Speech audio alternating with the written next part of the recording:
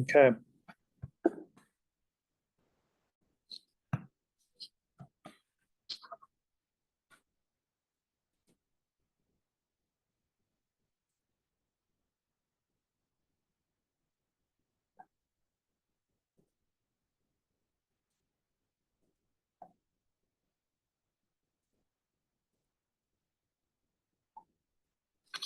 So let's go ahead and pick up where we left off, shall we? Your digestive system. And we just kind of talked a little bit about kind of moving through the small intestines.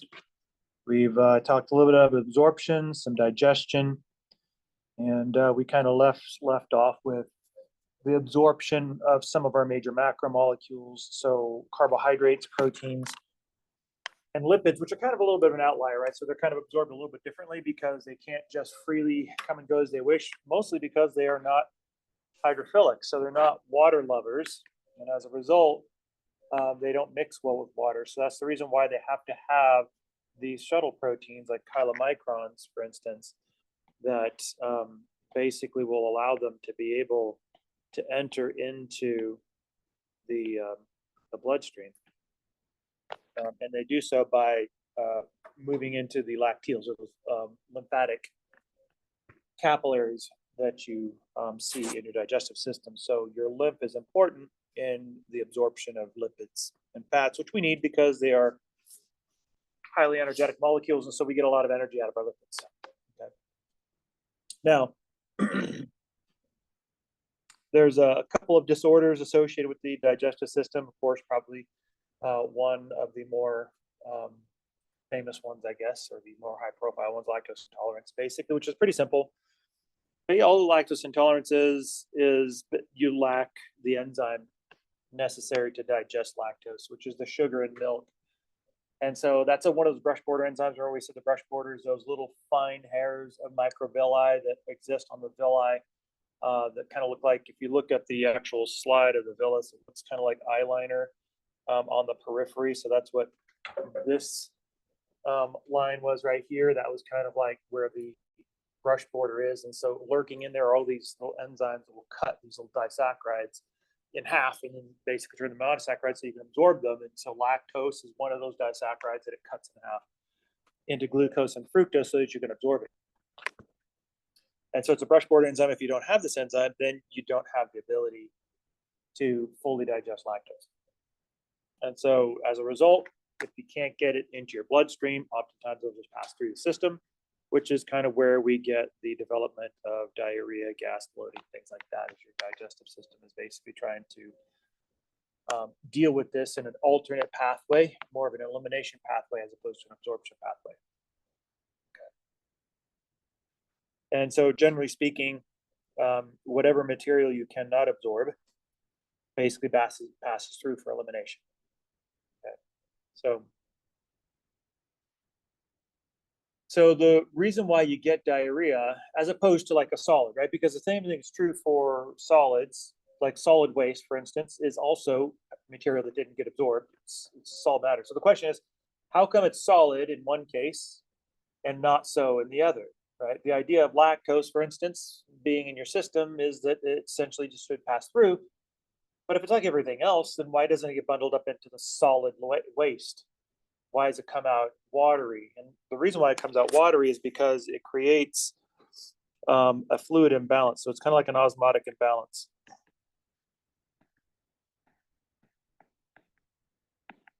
Remember, the mantra to osmosis is salt sucks. In this case, salt is a solute, right? And that solute is lactose. So if you've got a lot of unabsorbed solutes that remain in your intestines, then that's going to have that osmotic effect of pulling water out of your body into the intestines, because the idea is water wants to dilute that. And so when it does, you flood your system with fluid, and then that is basically what creates the watery stool. Because ultimately in your large intestines, where you generally are going to be absorbing a lot of your water, as a matter of fact, most of the material in your small intestines is liquid. in general. It doesn't become a solid until it starts going through the large intestine, because part of the large intestines is to absorb back that water, to get that water out of that fecal pellet, so that you don't have to constantly replace that water, like by drinking water and things like that. But in this particular case, what happens is you flood your system with so much fluid that your large intestines don't have the ability to get it all back. And so that's the reason why you get that. And so that's kind of the case all throughout, right? So diarrhea is a very general symptom. If you go into the doctor and say, I got diarrhea, they'll be like, okay. I mean, there's a bunch of different things that could cause that. So it's a very general symptomology that usually speaks of an imbalance associated with your digestive system. It's causing your fluid to come into and flood into your small intestines. And so when you have a lot of lactose in there, remember, you're not the only one who likes lactose, or not, right? Bacteria, that is your normal bacteria in your system, they also eat carbohydrate for food. And so when they metabolize the lactose, they'll create CO2 because they're doing anaerobic, like a fermentation sort of a thing. It's like with beer, right? Beer creates CO2, beer making. So same kind of an idea. So anaerobically, this creates CO2 and other gases,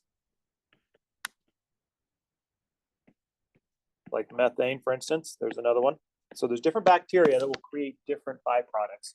The one we usually think of is CO2. There are a lot of those out there, but there are other bacteria that will do fermentation, like yeast does when you're making beer. But instead of releasing CO2, they'll release other things, right? So they'll one is what's called a methanogen. So they'll release methane gas, and so that is kind of what causes the gas development. Celiac disease basically is an autoimmune disease. And so oftentimes you are having an immune response against gluten, which typically is in most grains, at least most red grains like wheat, barley, rye, things of that nature. And so what happens is when you get gluten in the small intestines, it creates inflammation, and that inflammation basically will start to cause problems with the villi, the microvilli. Now remember, the villi and the microvilli, these guys here, these are the absorptive structures in your small intestines.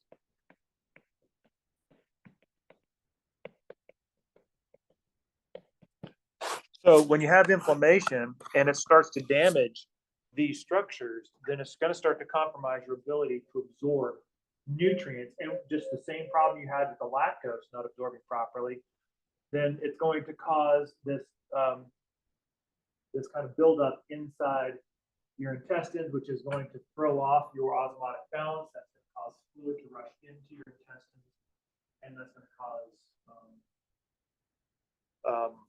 diarrhea, which is dehydrating because you're losing the water from your body. This is one of the reasons why chronic diarrhea is a problem, right? It doesn't dehydrate you necessarily because it's water. It's dehydrating you because that water is coming out of your body, leaving behind a fairly dry environment. So essentially you're losing water. It's like it gets sucked out of you and you're dehydrating.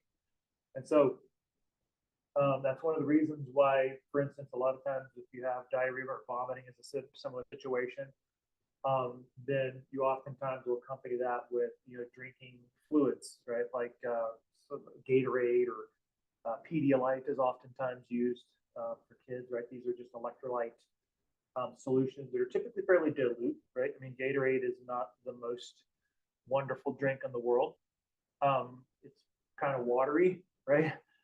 But that's its intention. Its intention is to replace fluids. And so oftentimes if you're starting to get chronic diarrhea or vomiting or things like that, where you're running the potential of dehydrating, you start to take in some of those fluids a little bit to replace your fluids, make sure that you're not going to get into trouble. Also, if you're talking about global inflammation, remember, these aren't just the absorptive structures for just a particular metabolite, right? Before, with lactose intolerance, it was specifically looking at lactose. And it was associated with your non-absorbance of lactose. Well, that's fine because there's plenty of other sugars to absorb, right? You got no shortage of sugars. So lactose, for the most part, is a fairly minor sugar. We can pretty much live without it, right? because we got to have others. But if you are deep sixing your overall absorptive structures, like your villi and your microvilli, you're not talking about a single metabolite, you're talking about everything. And so if you annihilate your absorptive structures, then you're fundamentally not going to be able to absorb any nutrients at all. That's where malnutrition comes in. Okay. So celiac disease can be quite serious. So now let's take a look and kind of shift to some of the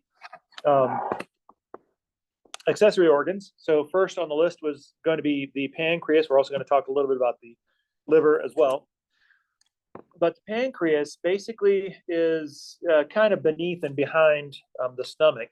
And so its job is to basically, for the purpose of digestion, is make pancreatic juice. We kind of talked a little bit about the pancreas already, right? So we talked a little bit about some of the enzymes and the bicarb buffers that the pancreas makes. And it's going to be dumping its pancreatic juice or its pancreatic buffers into the duodenum by way of the pancreatic duct. So this is an exocrine type of a function.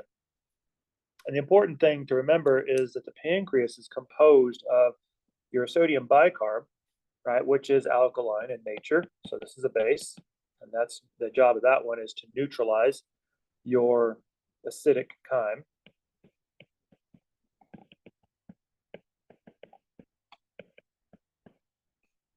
And then, of course, your digestive enzyme, right, to basically do all that chemical digestion and reignite all of that.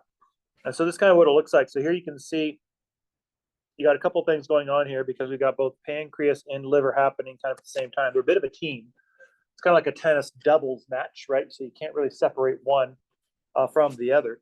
And so the first thing you can see is you got this sort of like, it looks kind of like a little Gorton's fish fillet.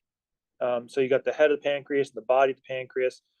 Now, if you take a close look, you'll see that all this is sort of pancreatic tissue. Those are all the cells right in there that are basically making all of the pancreatic buffers and the enzymes. And what they're doing is they're dumping it into this little duct right here. This little duct, that's the pancreatic duct.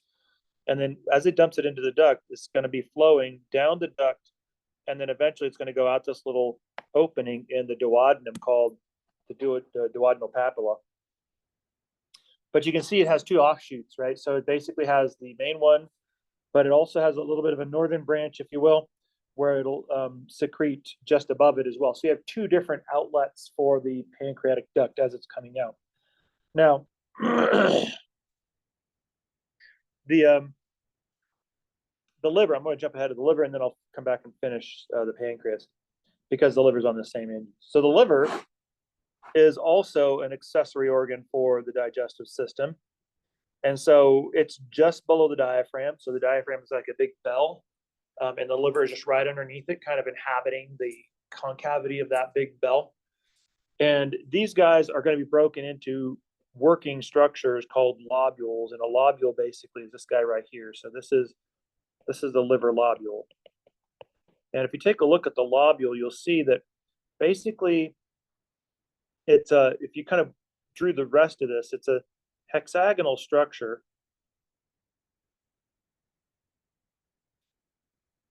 And there's several of them kind of all next to each other. So they kind of stack like that next to each other. And so in this hexagonal structure, you'll have, first of all, these guys right here, which are the hepatocytes. Those are the liver cells. So the liver cells are the ones who are doing all the metabolism.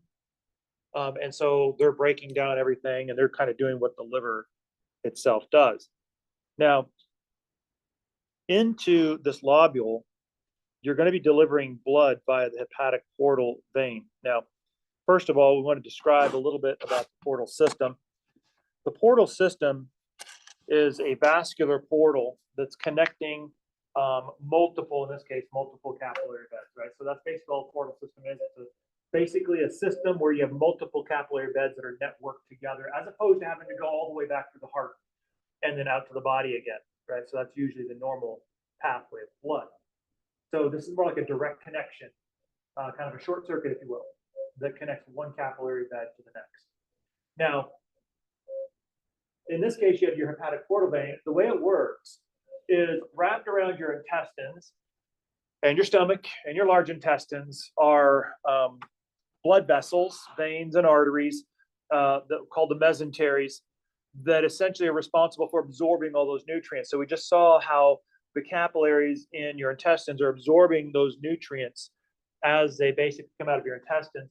And the lacteals, of course, is absorbing your lipids.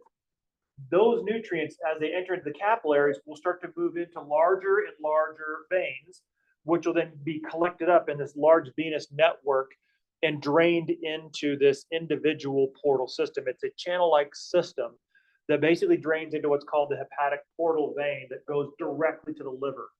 So you can imagine this one pipeline connected to the liver that's taking in all the blood from all your digestive organs. Okay, so it's kind of like a big collection system.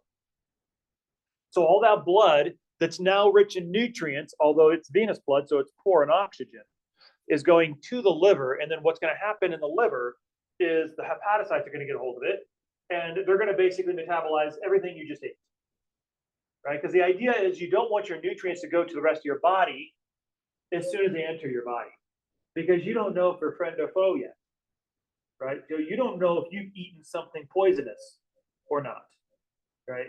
So everything goes through the liver, and the liver checks it all down, basically make sure it's all safe for distribution. And then once the liver metabolizes everything that you've just consumed, only then does it pool all that blood together and then send it up to the heart through the anterior vena cava for distribution throughout the rest of the body. So you can think of the liver as sort of like a custom station, right? You don't just get to walk into the country, right? You got to stop by customs. Customs has to sort of check all the stuff that you brought with you and to make sure that it's going to be okay for general distribution in the country. Because after all, once they turn you loose, there's no getting you back, right? And so that's the way the liver works. So you filter out the blood and you metabolize everything that you've consumed, or potentially remove poisonous things that perhaps you may have ingested. By the way, this is one of the reasons why you have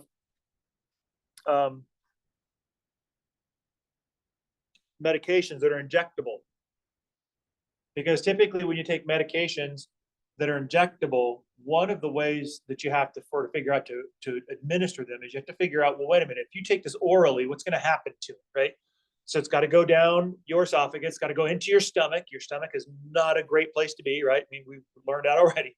It's acidic, it's nasty, it's a horrible place to be. Is the pill going to break down there? And if it is it going to ruin the medication, right? Or is it going to get into the intestines? Will your bloodstream absorb the medication? The answer is yes, then we're still good. But then what happens? It's going to go to the liver. And the question is, what is the liver going to do to that medication? Is the liver going to metabolize it into something that has absolutely no effect whatsoever? In which case you just pretty much ate a sugar pill, right? And so that's a common problem in drug development. It's not necessarily just, is this therapeutic or not? It's, what does this look like, not when we put it into the body, but what does this look like when the liver lets it go, right? Did the liver pretty much just destroy our medication and ruin its therapeutic value? The answer is yes. Then oftentimes what you'll do is you'll look for alternative administration pathways, for instance, injectables, right? One of the reasons, if you wondered why you have to inject insulin as opposed to taking it orally, is because insulin is a protein. It's a very tiny piece. It's a little chunk of like 8 to 9 amino acids, very, very tiny, but it's still a protein. So if you were to take that by mouth, your body would treat it just like a protein. And all those protein cutters would basically cut it up and say, like, thank you for the insulin. We'll just go ahead and release those amino acids, and you would get no insulin whatsoever in your body. That's the reason why you have to inject it, is because injecting it bypasses your digestive system and also bypasses your liver, so that you can get the therapeutic effect of the drug immediately in your body. So that's an important sort of a thing, because the liver will oftentimes take poisonous things and make them harmless, but they'll also take therapeutic things and make them useless. And so you always have to account for that when you're doing drug development. So some of the things that the liver does, it does a lot, by the way. And this is like one of those organs, it's a kind of a catch-all organ.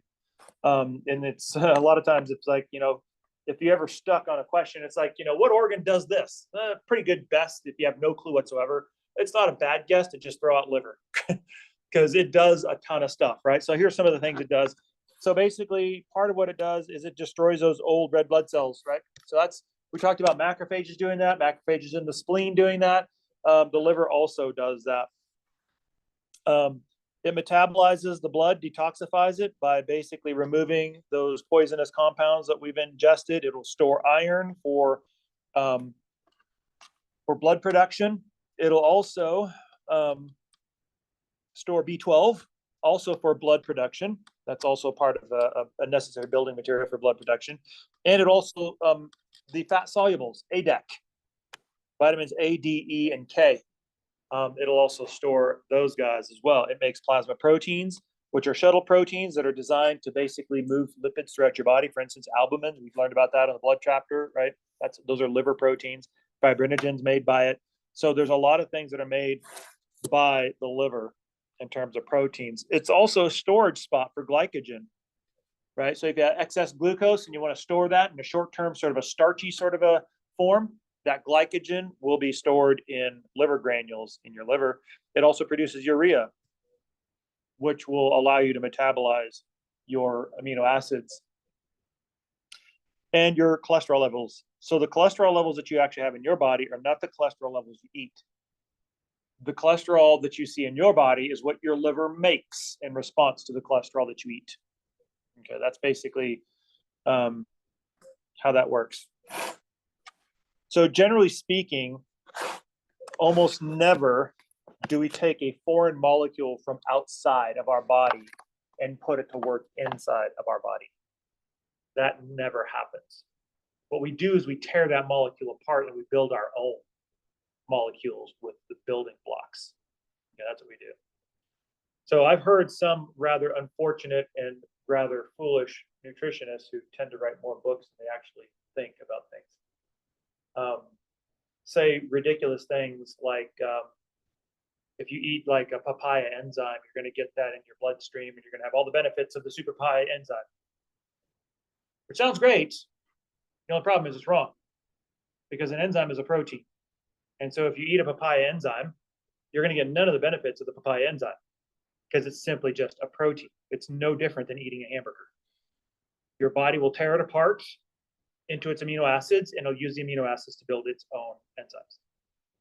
So you don't have chunks of protein in your bloodstream from like a papaya, right? A lot of the supplement industry would like you to believe that. That's the reason why the supplement industry is somewhat problematic. There's equal parts good research and wacko ridiculousness all in the same shelf. And unfortunately, sometimes it's exacerbated by various individuals who are more interested in selling books than they are in actually telling the truth.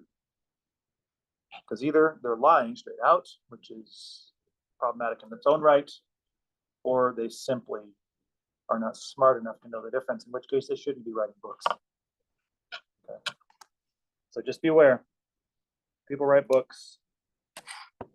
Beware. So the liver can store your vitamins. Those are your lipid solubles. Stores glycogen, right? That's for energy. That's your short-term reserves. It can also convert glycerol, right, which is a component of your lipids, into amino acids, into glucose. So basically, it can take both of these guys and turn them into glucose. If you're really short on glucose, it can convert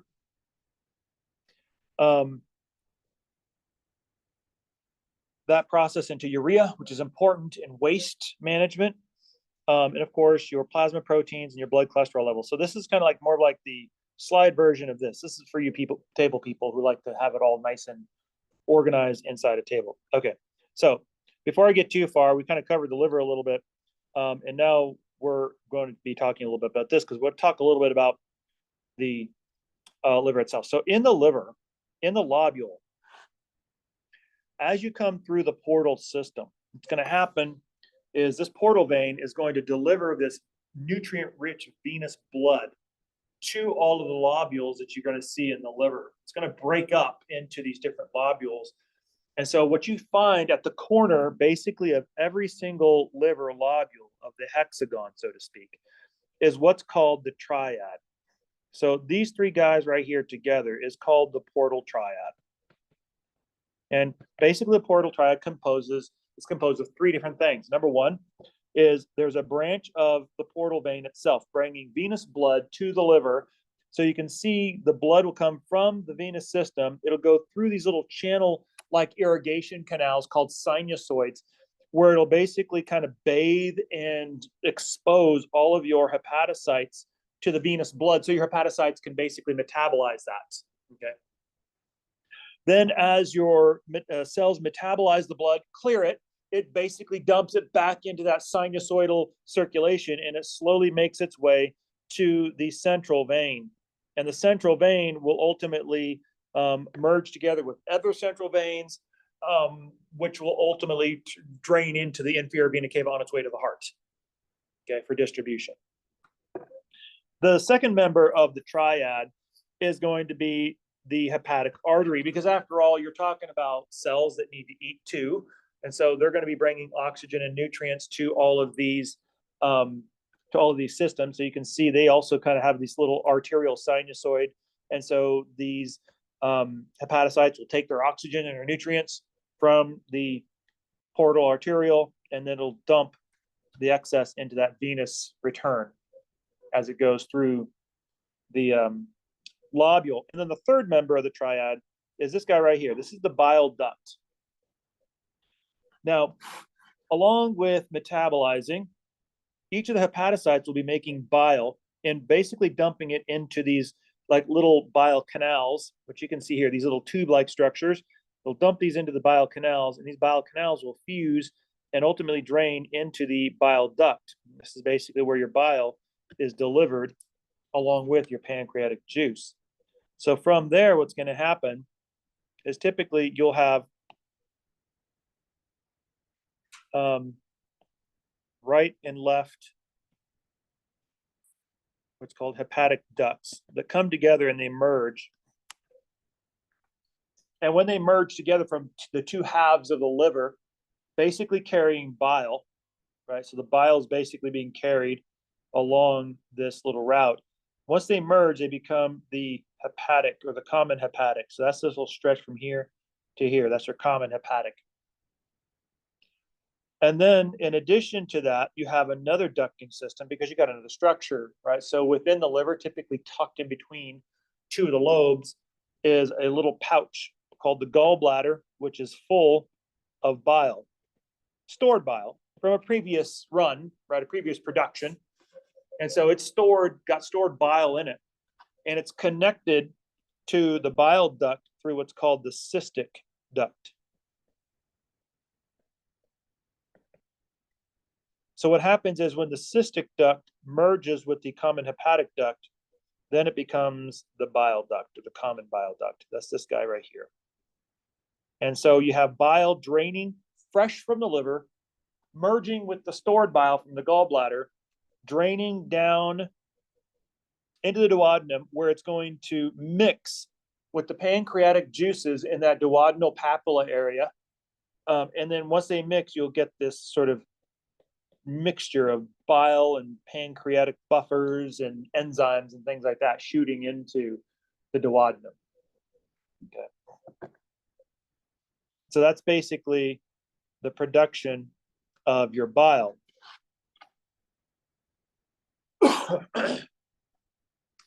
So bile is a mixture of things. It's not just a thing. Obviously, it's got water as its base, but it's also got these bile salts, which are alkaline in nature.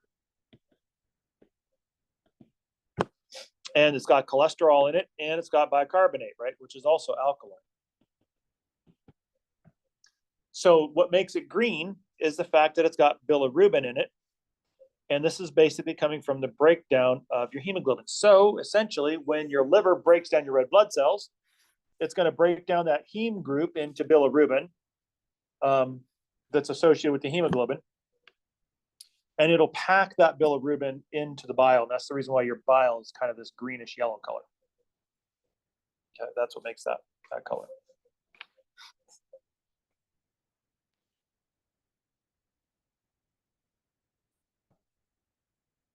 So you can see like a lot of interactions between a lot of different organ systems. Cardiovascular now is interacting with our digestive system. So the gallbladder, which is kind of like a pear-shaped structure. It's basically your bile storage. And if you happen to have some issues with precipitation of the bile, that is basically it comes out of solution, it kind of starts to form hard granulations. You can get gallstones, which typically are kind of like precipitations of bile. The problem with stones is oftentimes they will start to occlude the ducting system. So stones, if they get stuck in the bile duct, will cause problems. They'll get jammed in there and it'll create a lot of pain. And I haven't had gallstones, don't ever hope to have gallstones. From what I've heard from people who have had gallstones, it is incredibly painful, apparently. I've actually heard one person say that it was probably about as close as a man can get to the pain of childbirth. It's pretty painful. So it's like one of the more painful things that can happen. So as a result, you don't want to mess with your bile delivery, right? Because that can cause serious problems. So if you got gallstones, that's one of those things where it's like, yeah, we got to fix this, right? This isn't elective. It's not, we got to go after this one. We got to cut you open or do something, right? And we got to take care of this one because this is a life-threatening one. If you block your bile delivery, this could kill you. Okay. So a couple of liver disorders. You have hepatitis and cirrhosis, right? So hepatitis basically is an inflammation of the liver itself. And so there's different types of hepatitis we'll take a look at here in the next slide. Generally speaking, any kind of an aberration in the liver will oftentimes have a very similar presentation, because oftentimes when you start messing with the liver, not only do you have metabolic problems, right? That's bad in itself, but also you will have backup in the distribution and the delivery of bile. And so basically you have occlusion of these, or an aberration of these ducting systems that are carrying bile, then that's all going to back up into your bloodstream. It's going to go right into your bloodstream, and then you'll start to distribute throughout the rest of your body. And so you'll start to take on more of a yellowish hue, a jaundiced look. That's because of the backup. There's something going on with your liver, right? So that suggests liver damage. So in terms of your hepatitis, the versions that you have are A, B, and C. So A is typically when you're looking at contaminated drinking water, like for instance, sewage water. So historically, humans, the reason why they didn't drink water is because usually that water is contaminated. Like for instance, it's not uncommon for villagers in the medieval era to drink out of the same water source that they dump sewage in. The Thames, for instance, was notorious for that. Right, so you'd basically pull drinking water from the Thames, but also you'd dump your sewage in the Thames. The Seine, which is the most recent one of notoriety because we were just in France doing the Olympics. And if you were paying attention to the headlines, there were some swimmers there. I think there was the triathletes who were complaining about the sewage in the river that they were having to swim through in their triathlon. So there were some issues there. Apparently some swimmers were having issues with that, which I could see how that would be a little unsettling. I mean, you're swimming along, you're in a race, and all of a sudden you just kind of run into some big old turd floating around in the water. I mean, that's kind of problematic. But the Seine in particular is one of those rivers that's been notorious. So that was subject to the same kind of treatment. The French would pull drinking water from the same river that they would dump their sewage in. And so it's not just a British thing, it's a French thing as well. There's a reason why the plague roared through Europe, is because Europe at that particular time was absolutely disgusting by today's hygiene standards. And that always propagates disease. Lack of hygiene always propagates disease. That's well recorded and documented throughout history. Okay. So hepatitis B, basically, this is the sexually transmitted version of the hepatitis. And so it's actually more contagious than AIDS, but it spreads the same way. It's not quite as debilitating as AIDS. Obviously, AIDS is a complete collapse of your immune system, right? So it's not quite as aggressive as AIDS is, but it's more contagious, so it's more easily spread.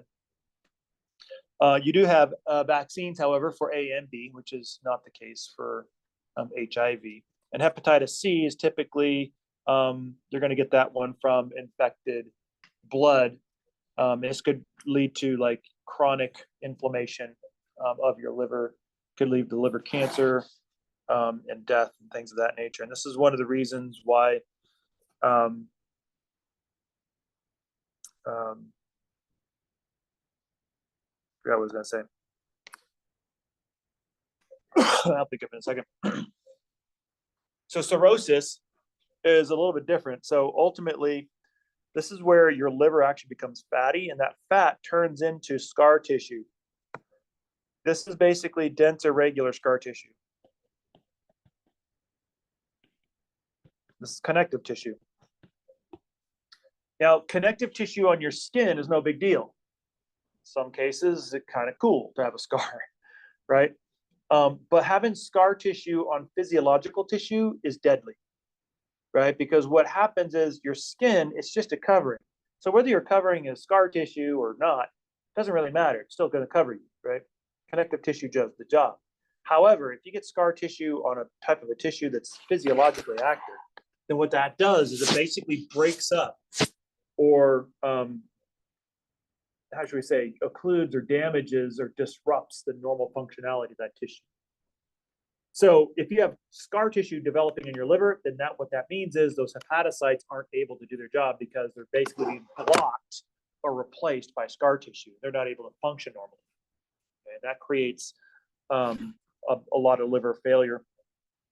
So you'll see this obviously in alcohol use. You'll see it in obesity, excessive malnutrition as well. So in addition to this, you also see this in chronic medication use, not drug use, but chronic medication.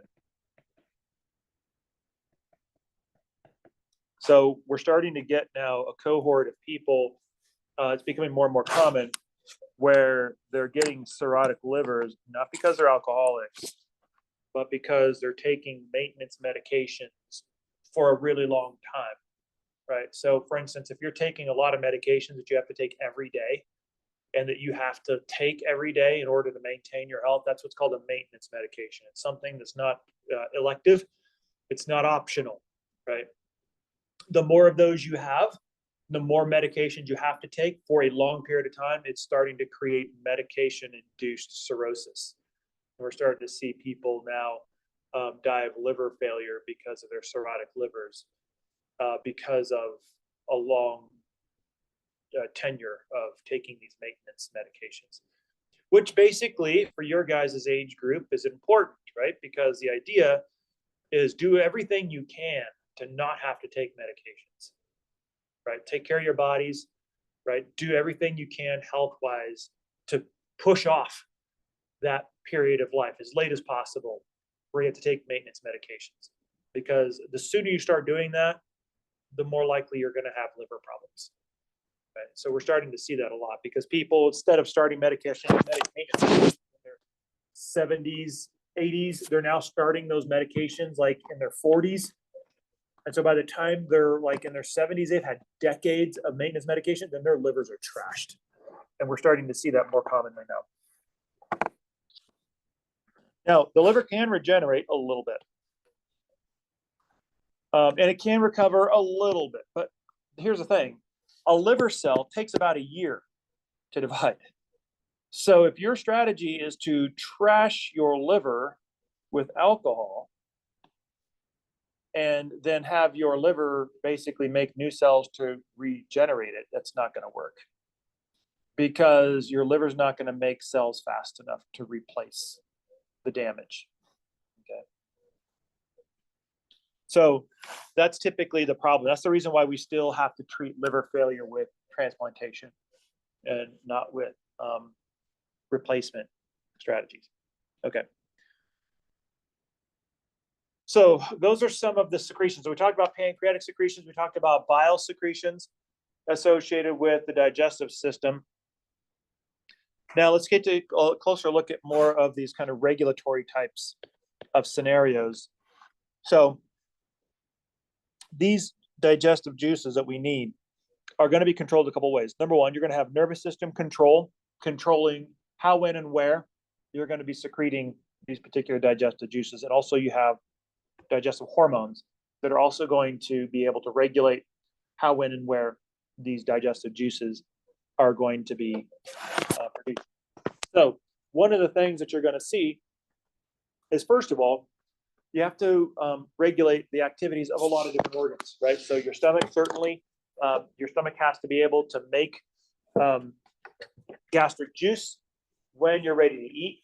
You don't want it to make gastric juice when you're not ready to eat. So you want it to be, I need you when I need you, but when I don't need you, I want you to be calm and quiet, right?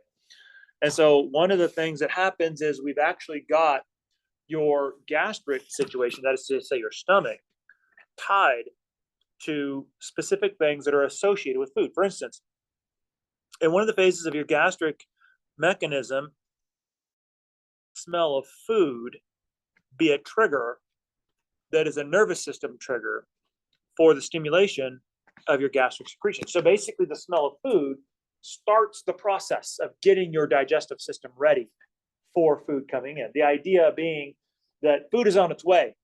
Get yourself ready. We're about ready to eat. Okay. This is kind of like where we get that whole phenomenon of the mouth watering thing, right? So if you've ever smelled food, kind of made your mouth water,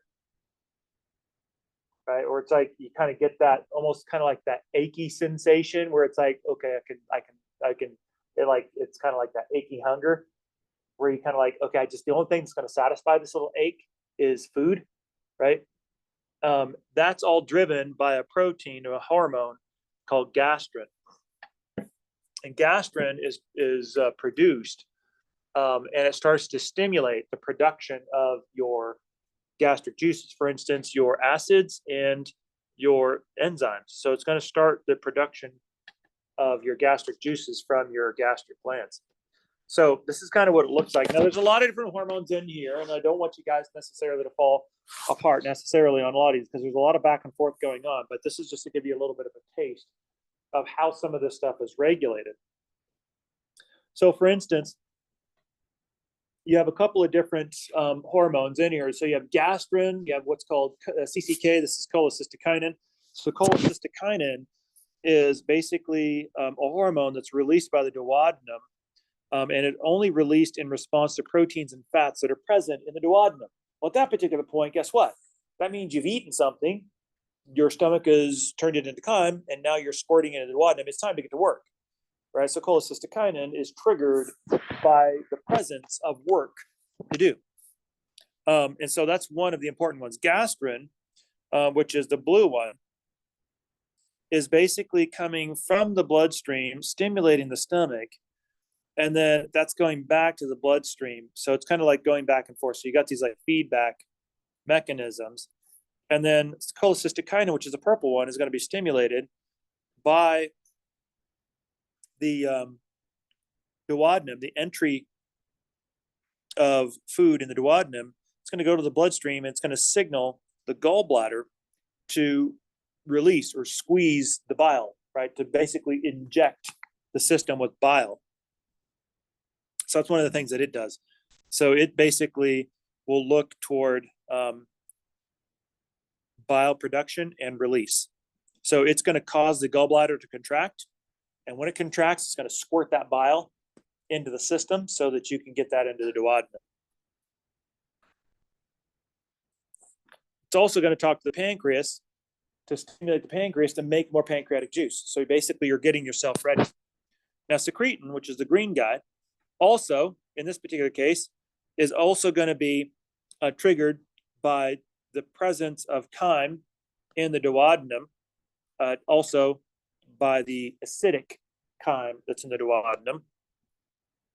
And so it's going to be secreted by the duodenum, and so it's going to sense that, and then it's going to talk back to the gallbladder and also to the liver, and it's going to basically cause increased production of bile.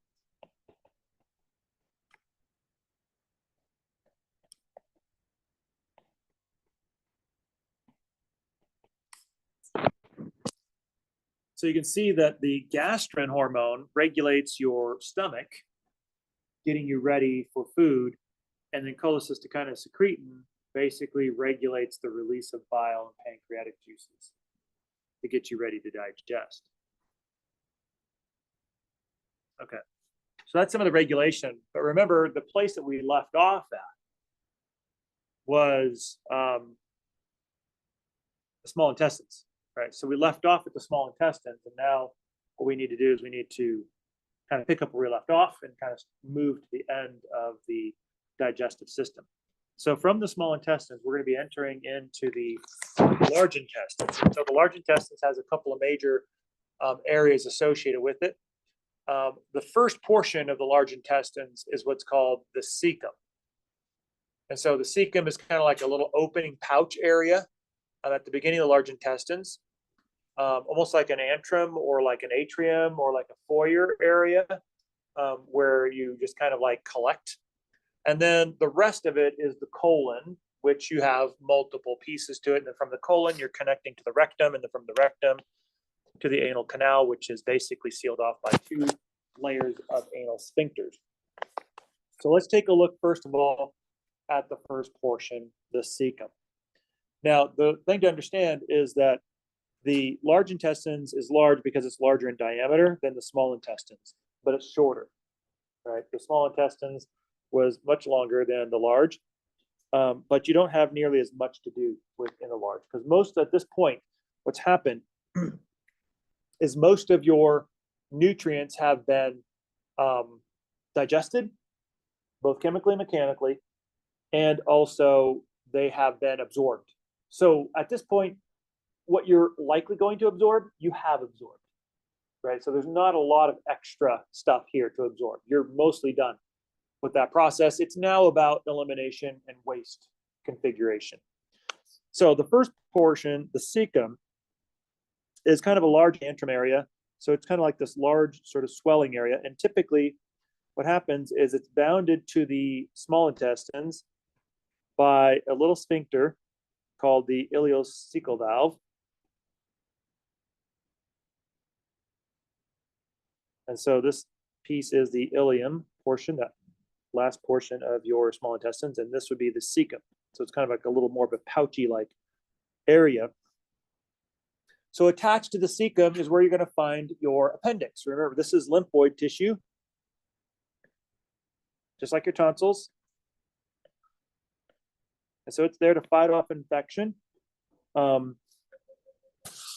That's kind of like a little bit of a finger-like pouch, like a little blind pouch that's sort of hanging off the end of the cecum itself. Now, if this gets irritated or inflamed, that becomes appendicitis. This can also spread, right? So if this becomes peritonitis, that's a life-threatening infection of the peritoneum. That's basically your liners associated with your abdominal cavity, right? So one of the more lethal things that can happen that's relatively common for the most part is a ruptured appendix.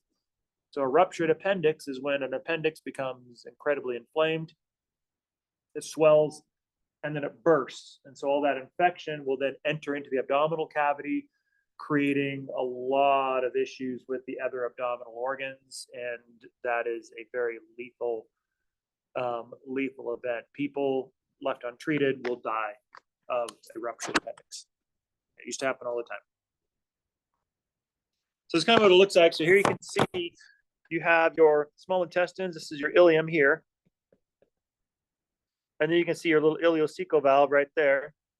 Don't know why they didn't label that, but ileocecal valve. That basically, just like with the pyloric sphincter, basically regulates the movement of the material, the chyme, from the small intestines into the large intestines. Again, here you're only taking on as much as you can work on.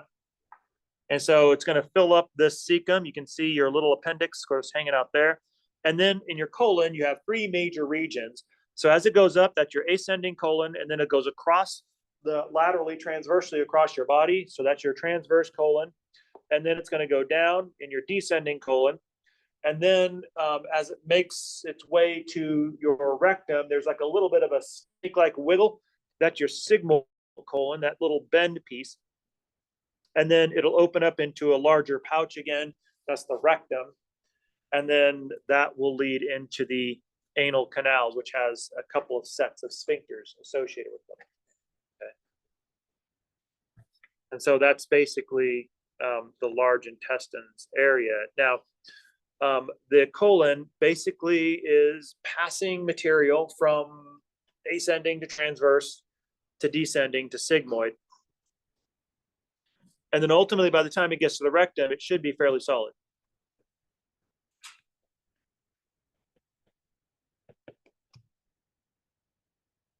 And then the rectum, which is distendable, has the ability to kind of hang on to waste. And then, of course, ultimately, we'll eliminate it through the anus as we eliminate. So that's all well and good. But what else does the large intestines do? First of all, it doesn't produce any digestive enzymes. There's no digestion going on here. Done. This has already been done. That's small intestines. It doesn't absorb any nutrients. This has already been done. It was done by the small intestines. However, there are some vitamins that it will absorb. Some lipid-soluble vitamins that it'll absorb. One thing that it really does is it basically is the absorber of water. So remember, your chyme is still liquidy. As it goes from the ileum into the cecum, it's still pretty liquidy. So one of the main things that your large intestines does is it'll absorb water, reclaiming all that water back, because you don't want to have to leave without water. That is an adaptation that allows us to be able to survive in a very arid, dry environment. And, I mean, even if you're not in an arid, dry environment, the fact that you're not surrounded by water means you're in an arid, dry environment, right? So terrestrial organisms like us, we are by definition in an arid, dry environment. And so in order to eliminate water loss, we don't want to lose water. It can happen quite quickly, quite easily. Then we absorb all this water back. And then a good outcome would be to have a very dry fecal pellet. And so that means we're absorbing our water very, very well. Okay.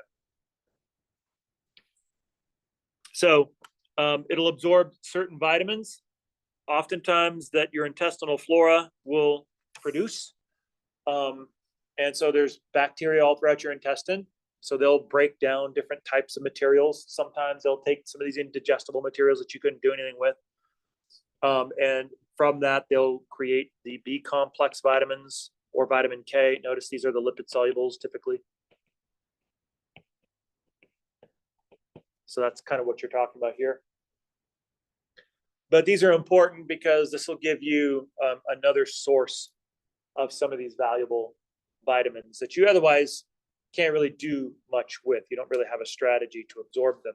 So you can do a little bit of absorption there. So when you're forming your solid waste, generally speaking, you're looking at a ratio of a 3-to-1 liquid to solid.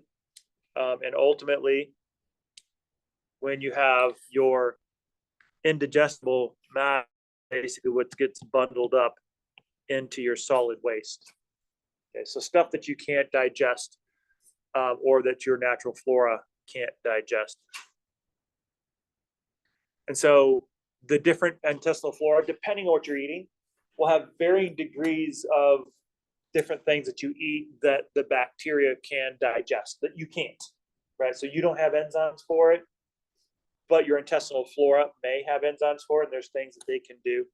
And as they digest this, they produce gas, a gas byproduct.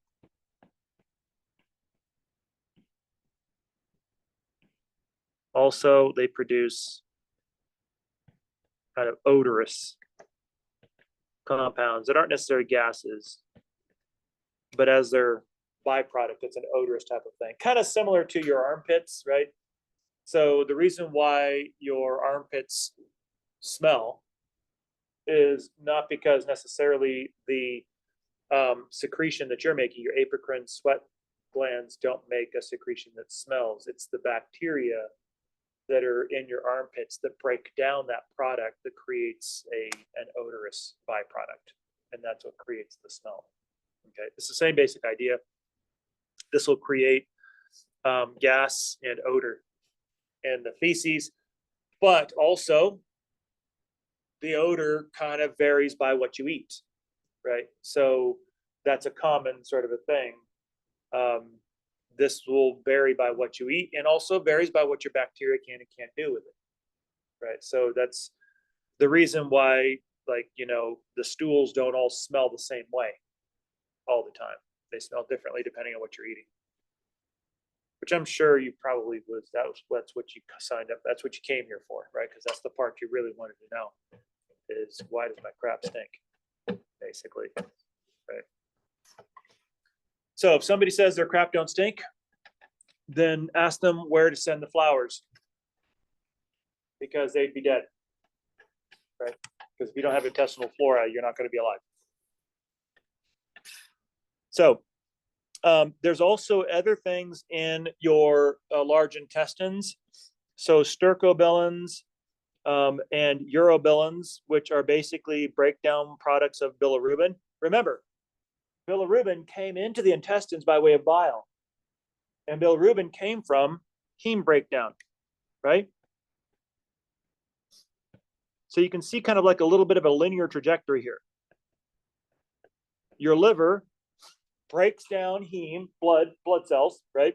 As you're constantly recycling them and adding new ones in there. It breaks that heme down into bilirubin, which it packs into bile. Most of that bile ends up into your digestive system, into your intestines to metabolize and to solubilize fats, right? To emulsify the lipids that you're eating. And as that makes its way through your system, that bile further gets broken down from bilirubin to stercobilin, and stercobilin is yellow in nature. So bilirubin is a little more on the greenish side. Stercobilins are brighter in yellow color.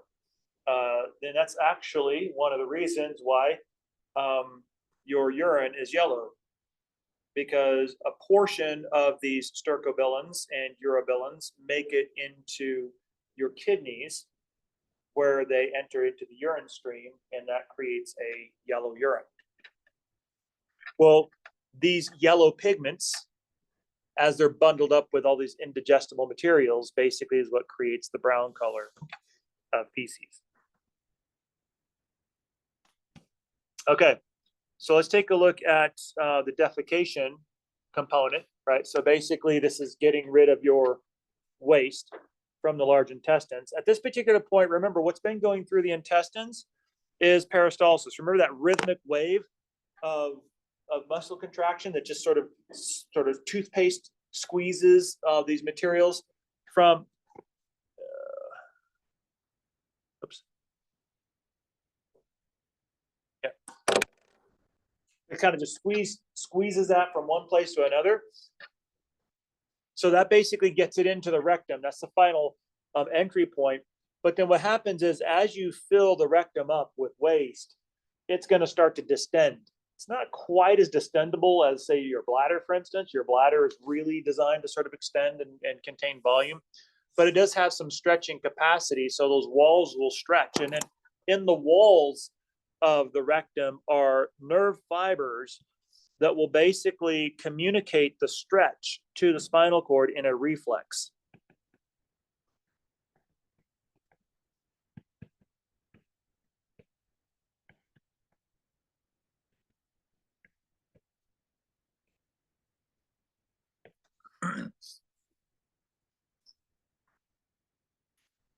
So ultimately then what happens is the rectal muscles will contract, because remember we have that muscularis around all the entire GI tract, right? So those muscles will contract, but at the same time, your anal sphincters have to relax, allowing for the anus to open up and allowing the feces to pass through. So essentially, for an inglorious kind of a way of looking at it is, you're essentially basically toothpaste squeezing your feces out. That lovely, right? It's like, so then However, you do have control of it, don't you?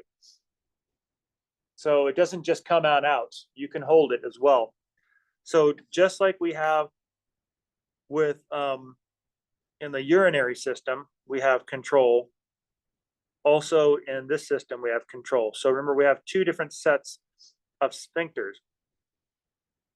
The inner sphincter is the one that is going to be tethered to this relaxation mechanism associated with defecation. But the externals are going to be made out of skeletal muscle, and we have control over that. So we can control these.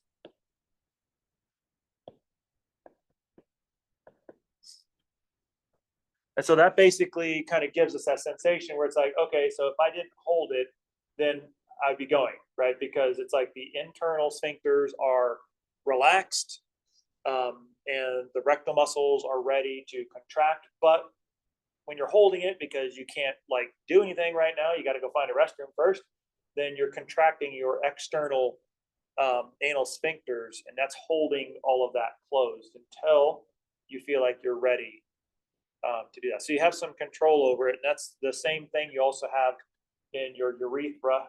You have two different sets of sphincter muscles around your bladder, right? So you have an internal version that's involuntary, and you have an external version that you can control. And as long as you hold it or contract those skeletal muscles, then you're holding it.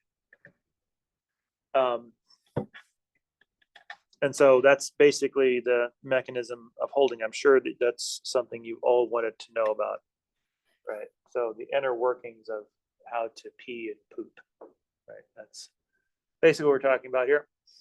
Okay, so what are some disorders?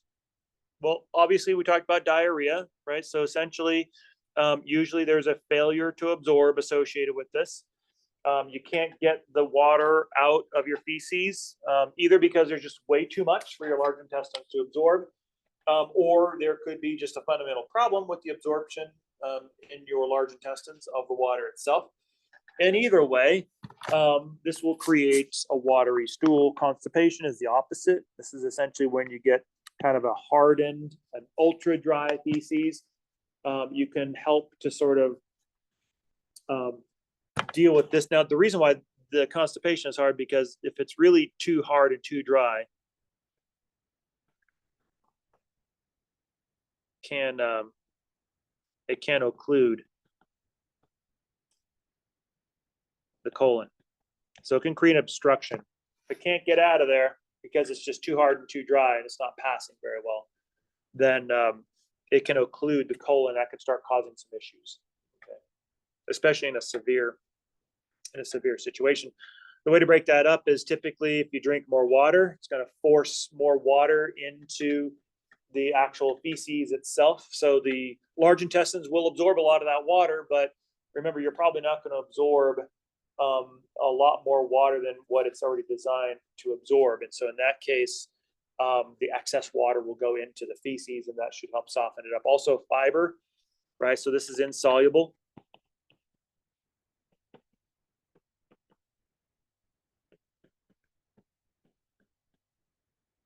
And this will be bundled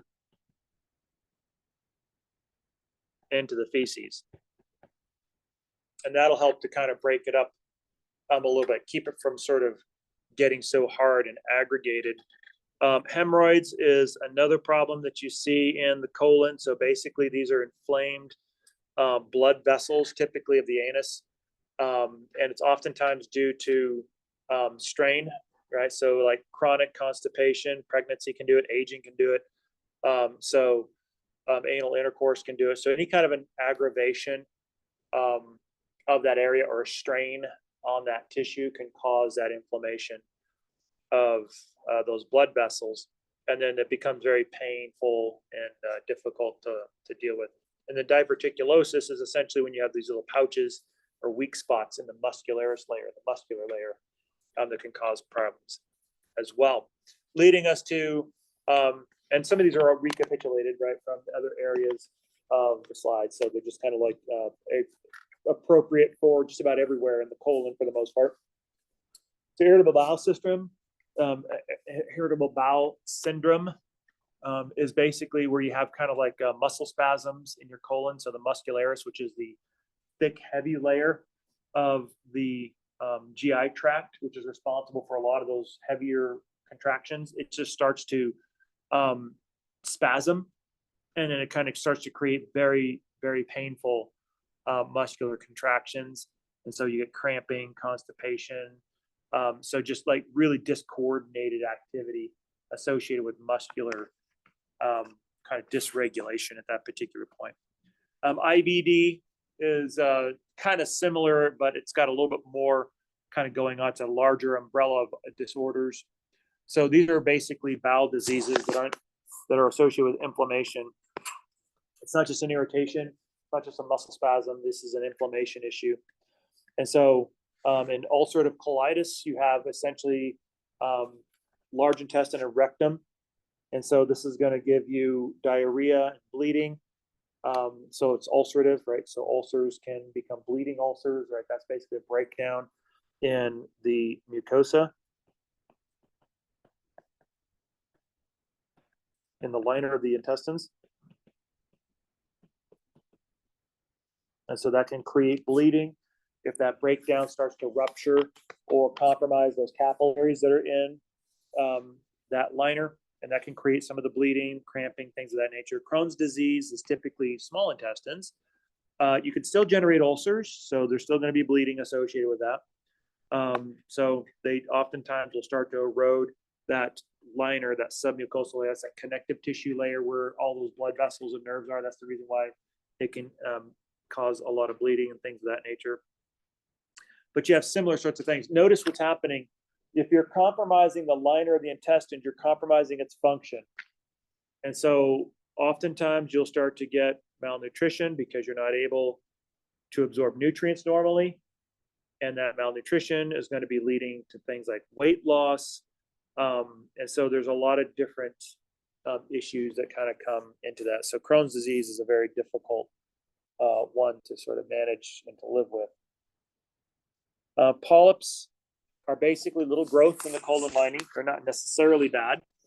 So they can be benign, just like little polyps hanging out there, just like little outgrowth. So a polyp is just kind of like a little growth like that on the liner. Not necessarily a bad thing, but they can be cancerous, right? Because it could be that there's a little polyp there, a little growth or an overgrowth there that's associated with cells that are now out of control.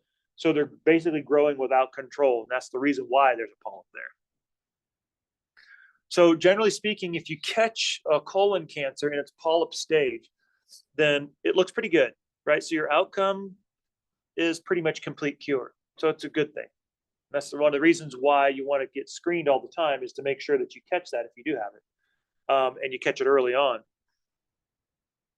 And so obviously, if you don't catch it, then it becomes more problematic and things of that nature.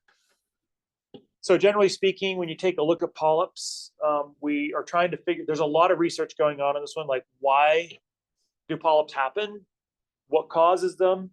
There is an idea that a lot of dietary fat will raise the risk of colon cancer. It doesn't cause colon cancer. It just increases the risk of colon cancer. So you're more likely to get it if you have a high fat diet. So basically the junk food eaters, right? So that's always an issue. One of the things that can inhibit colon cancer or help with colon cancer is fiber, a high fiber diet. So why? So ultimately what happens with these polyps is they create like little nooks and crannies. And generally speaking, when you have these cancer promoting agents in the feces, typically from foods. Now, we're not saying that you're eating a bunch of cancer, molecules, right? It's not quite like, because otherwise they wouldn't be selling them, right? Because they would all be going to jail if they were selling food with cancer stuff in it.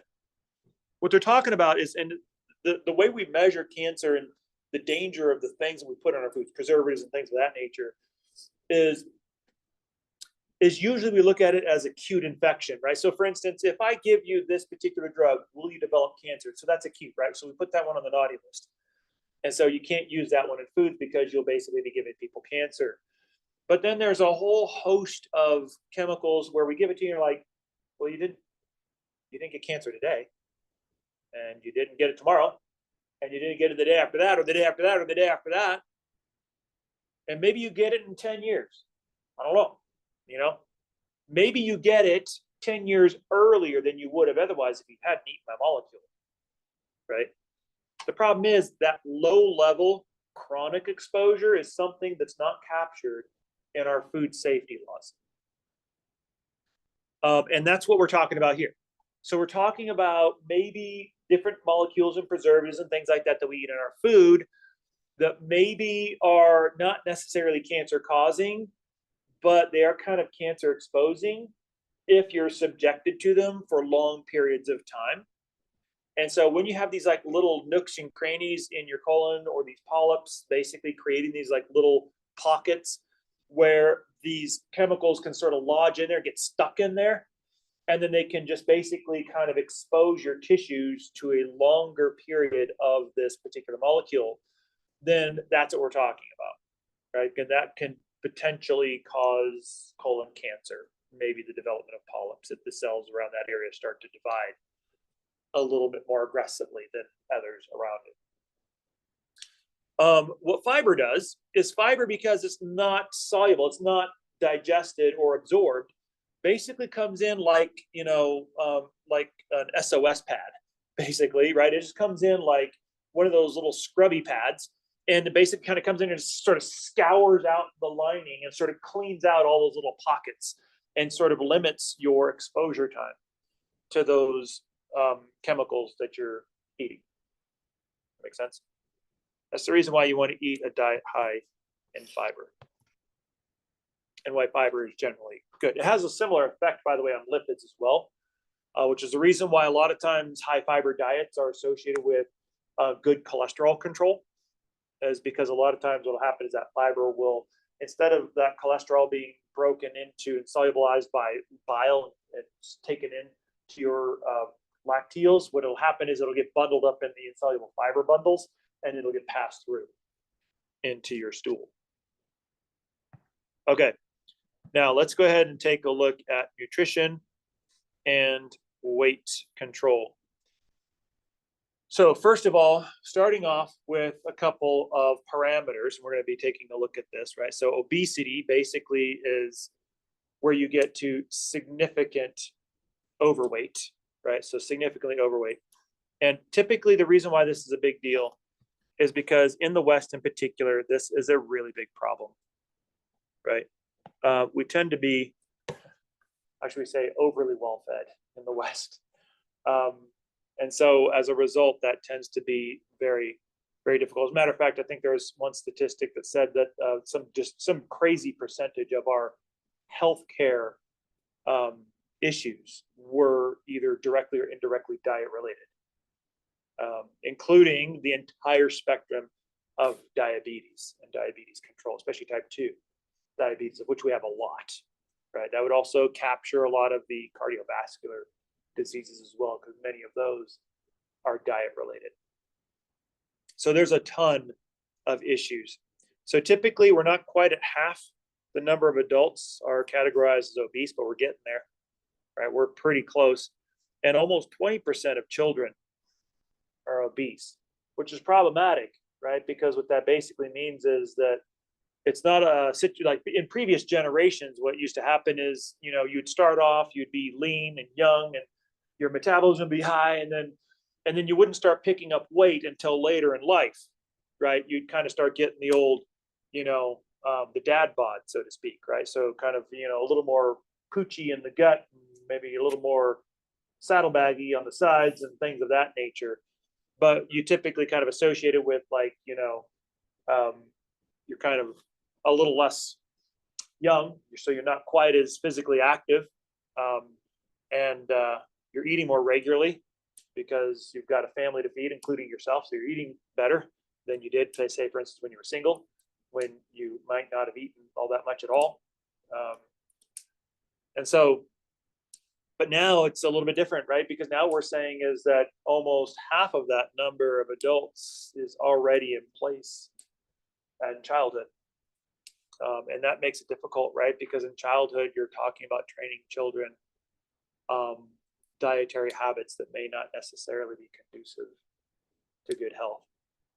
And then trying to change those habits when you're an adult becomes even harder to do. Like, even if the doctor tells you, listen, you got to stop eating this or you're going to kill yourself, it becomes harder to change because you've grown up with a lifestyle that's accommodated that. And diet control is one of the hardest things on the face of the planet to pull off. Okay.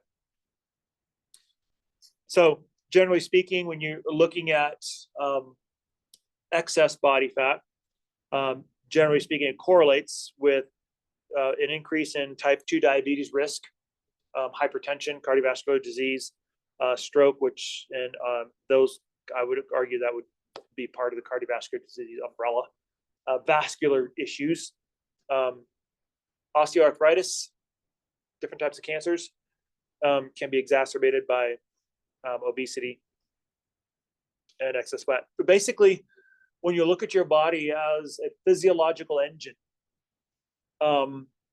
it likes to run on max efficiency. And so when you start to gain weight, it basically means your body's not running as efficiently as it could be. And typically there's a lot of wear and tear issues of that. It's kind of like a car, right? I mean, if your car is designed to do a certain job, it runs very efficiently with that job. But then if you start to load it up with all of these excess demands that it was never designed to handle, right? So for instance, taking, like some little, what do you call those little egg cars? Those like little smart cars, those like little one-person egg coop things, right? For a little runaround car, those things work really, really well, right? But if your intention is to, haul a fifth wheel behind it, it's not going to work out well, right? I mean, you're going to destroy that car because it's not designed to carry that kind of weight, right? So that's kind of like what happens when we start to accumulate fat is our physiology and our metabolism starts to get less and less efficient, and our bodies run less and less efficiently, which is where the disease acquisition comes in. So like, for instance, type 2 diabetes is a perfect example. It's the situation where dietary habits basically have kind of opened the door to inefficient pancreatic function. And then that's kind of where the type 2 diabetes comes in. So if we're talking obesity, then what exactly is it? Well, generally speaking, not all doctors, but many doctors will use what's called the body mass index. So for this most part, if it's 30 or greater, then they call it obese. Generally speaking, the way you generate this is taking your weight. Usually they do it in kilograms. You can do it in pounds as well as a conversion. And you divide it by your height. Right? Usually in meter squares or feet per inches. There's two different algorithms to do this. And so generally speaking, that's the way we sort of measure this. It's not perfect because one of the problems with BMI, and there's several of them, is BMI only looks at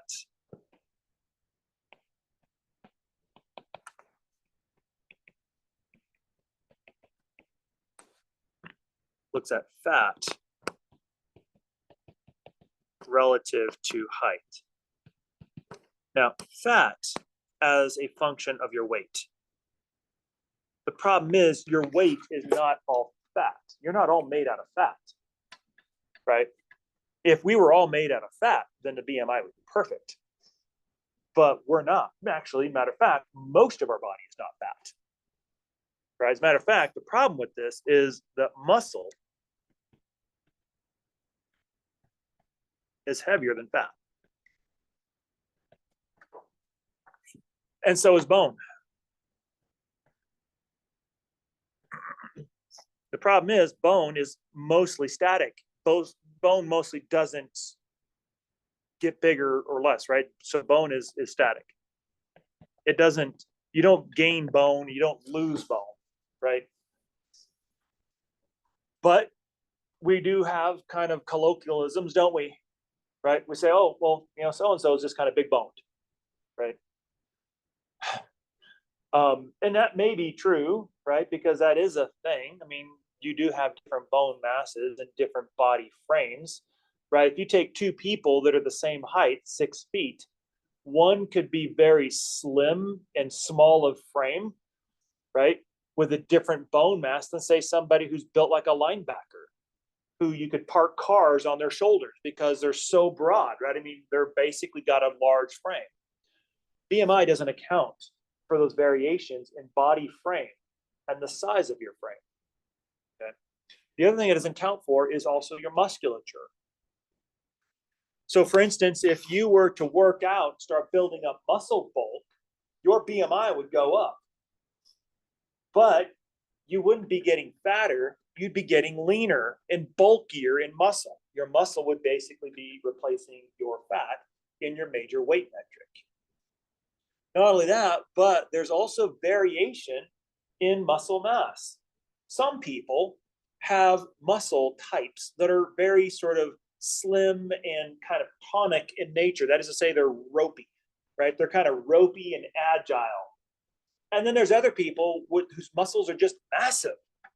I mean, they're just thick and massive. Even if they don't work out, it's just like they just got massive muscles. And that's kind of the way my wife is. I mean, her muscles are just, her dad was that way too.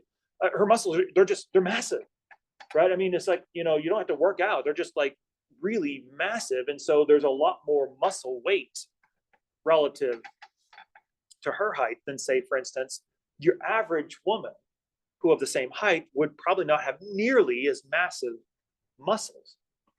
But that increases your BMI. Also, in reality, the BMI is always problematic, because here's the problem. When you go to the doctor's office, let's say you go in the morning because you plan on doing a blood draw and you want to have your fasting in there. You don't want to starve all day long, right? Right. And so what do they always tell you if you're going to do a blood draw? Don't eat if you're fasting, but then do what else so they can get so they can find your veins. Don't eat, but drink lots of water, right? Get some water in those veins, poof them up a little bit so that they're not just like grinding around in there trying to find your vein. But here's the problem. Water's heavy, isn't it? It is heavy, right? It's quite heavy. You can add pounds to your weight by just drinking a liter of water. But here you are, being a dutiful patient, drinking all your water. And then what do they do the first thing when you get to the doctor's office? Yeah, can you please step on the scale? Of course, you've just been drinking and downing all this water, and all that water weight is sloshing around in your gut. So you're probably at least a good 5 to 10 pounds heavier than you were before you started drinking water. Not only that, but do they ever tell you to take your shoes off or your big old winter coat off because it's snowing outside? So that is probably at least another easily a good 5 pounds. So now all of a sudden, the weight that you have has this enormous component of water that you drank, plus all the clothes that you're wearing. And now the doctor sits down and tells you, well, looks like you're obese. Really? How about remeasuring me when I'm not loaded up with water and when I don't have my winter coat on? By the way, I didn't see you telling me to take my boots off because it's snowy and icy outside. Right? So how about we dial this one back, and before you actually have the audacity of telling me I'm obese, how about you actually do your measurements correctly? So I'm not a fan of BMI. I honestly think that a lot of times I've seen too many evidences of doctors basically body shaming patients because of their own personal philosophy. Because they themselves internally, even though they'll never say this, they are basically body shamers. And they won't say this because they'll get fired. Probably half their patients probably beat the hell out of them, actually, before they even got out of the room. the doctor would need a doctor, right? But the BMI is ridiculous. You know why? Because I did this, because I knew this one was coming up. So what I did is I measured my own BMI. I went to, not this one, I went to just like something that all of us would do. I Googled the BMI calculator, just like anybody else, any of us would do. So I put in my weight, I put in my height, and I will be obese when I'm 174 pounds.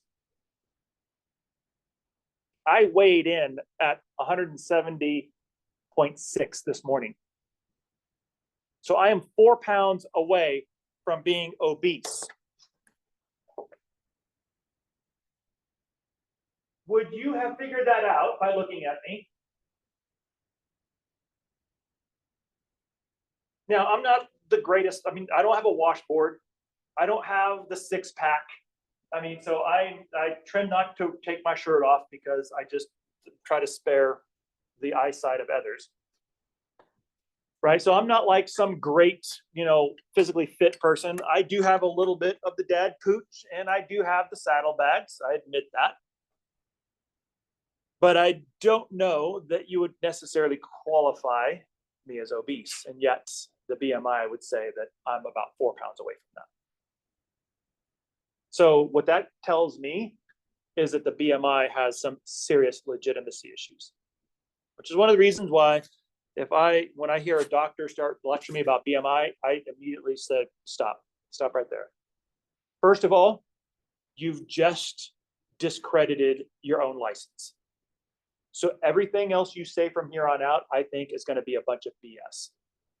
Because if you're putting that much faith in the BMI, that tells me that you are a worthless doctor. Because there's a lot more that you need to take a look at, not just the BMI. That makes sense? So here's what they do. So if you're between 18 and 24.9, then you're going to be healthy. By the way, when I did this little experiment, you know what I also did? I calculated what I would be if I was at the lowest weight that I've ever been. This was like when I was in college and starving to death. I got down to like 155. I mean, you could see my ribs poking out. I mean, it was, my mom was concerned about me, right? I was only 20. That's where my BMI was. So I was like barely like in the middle zone of healthy. Basically, if you're starving to death and you essentially are on the cusp of dying of starvation and malnutrition, that's healthy, apparently, according to the BMI. So, yeah, so basically saying you're not healthy unless you're anorexic. Basically, yeah. I mean, I would consider that for me, 155 is a little too low. I mean, that's not a healthy weight. That's a little on the low side.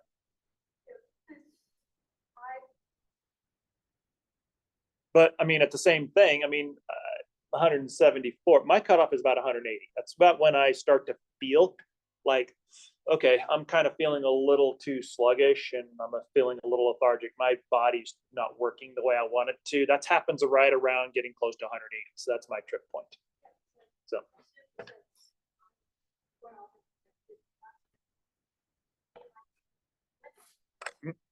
Yeah.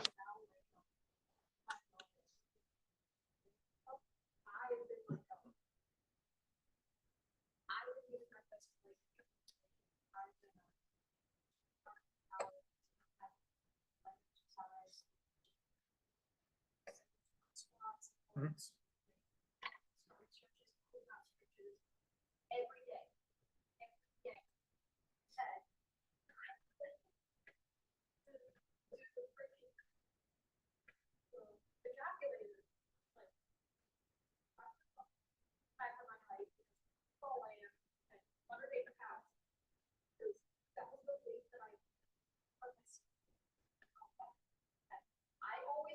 Take off my shoes and take off heavy clothing before I weigh myself, because I know about that sort of stuff. Yeah. And then it's just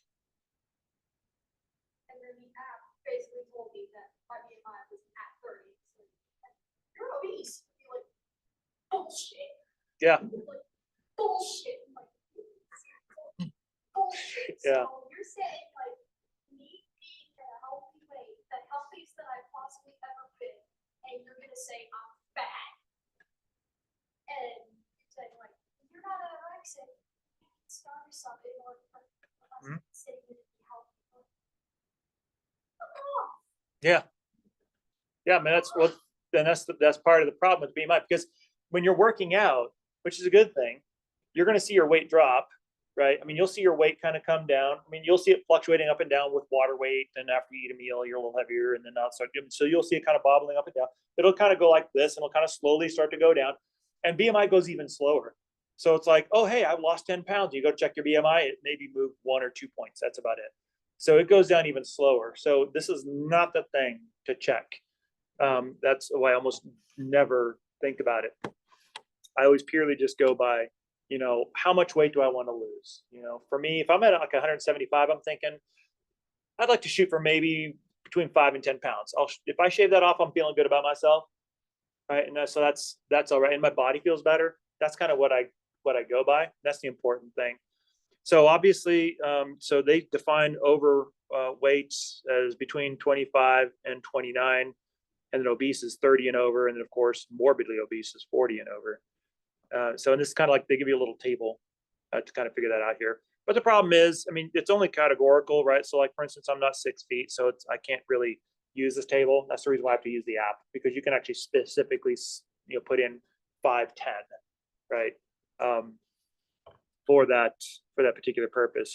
And you can figure out what your body weight is, or what your BMI is.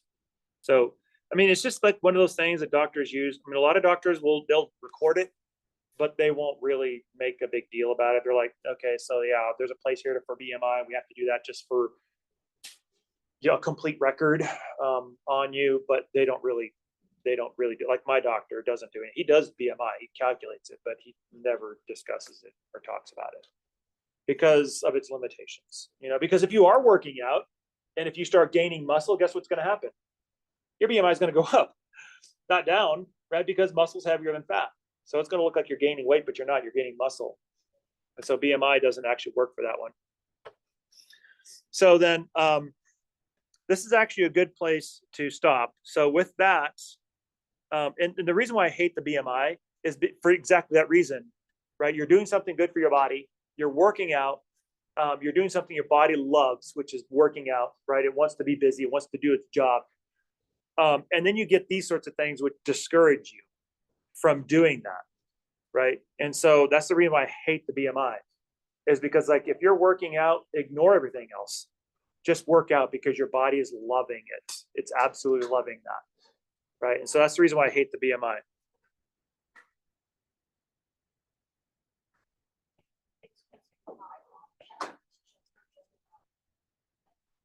Yeah.